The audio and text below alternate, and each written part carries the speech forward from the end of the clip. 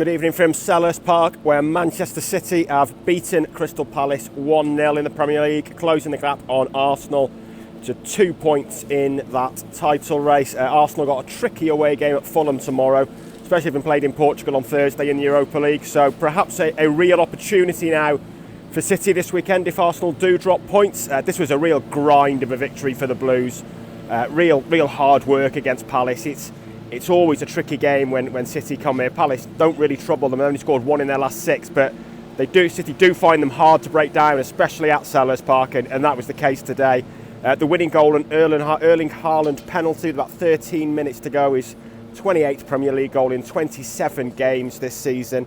That was enough for City, but in truth, at that stage of the game, they didn't really look like scoring, to be honest. They were in total control, but chances had been few and far between. Probably the best of them fell to Haaland in the first half. A low cross in from Nathan Ake, and he somehow scooped over from 8 yards. Just had Pep Guardiola in for his post-match press conference and asked about Haaland, and he made the point that chance was probably even easier than the penalty, and praised him for stepping up and taking that penalty and burying that penalty, because at that stage of the game it did feel like it was Haaland or bust for City from the spot, and he got the goal and City got the win. The celebrations, especially at full-time from Haaland, seemed to really tell a story. I've just asked Guardiola about that, and he said, Haaland always celebrates his own goals and his teammates' goals enthusiastically, but his celebrations in front of the away end were really sort of emotive, very aggressive in front of the away end. Same when the final whistle blew. You could see what it meant to him. Did ask Guardiola whether that was kind of a release of pressure. That's only his third goal in his last 9 games. There's been a lot of questions around Haaland recently, whether he makes City worse, whether it's really working in terms of making City better and getting what they want out of him. But his record for goals speaks for itself, and he didn't seem to think he was under any pressure, but that did look like a release at full time for him today. It was interesting that he actually walked off. The stand you can see just here is the Holmesdale Road end, where Palace's noisiest fans are situated, and Haaland got a bit of abuse just on the stroke of half time and walking down the tunnel, which is just right next to us here actually. Got a lot of abuse for a clash with Mark Guehi when the fans wanted a red card. He didn't even get booked, and there was nothing in it in truth, but they felt he'd been swinging his elbows, got a lot of stick. When Haaland walked off the pitch at full time, he just stared at those fans for, it must have been a good 15 seconds, and you could really see that this meant to him, and he was really fired up and he got that goal. He did actually go on to miss another good chance with a header.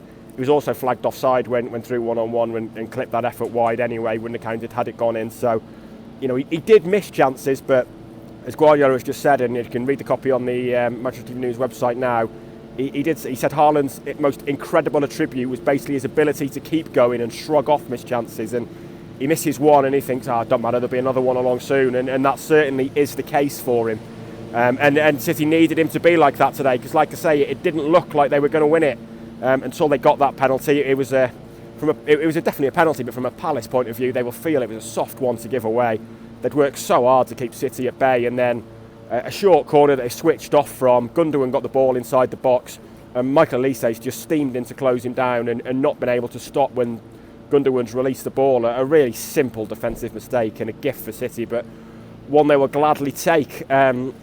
It was an interesting team selection from Guardiola, I guess. Four central defenders in that team, and as much as Stones and Ake have played at full-back this season, there were times today when it really felt like that was a team with 4 centre-backs in it. It was tough going at times. They needed a bit more down the flanks, they needed a bit more pace, a bit more incision, a bit more threat, and didn't always get it. I thought Foden was good for the hour he was on the pitch. You can see why he made way for Alvarez, but I don't think it was a hugely popular decision. Alvarez was a little more threatening when he came on, and Guardiola moved him central.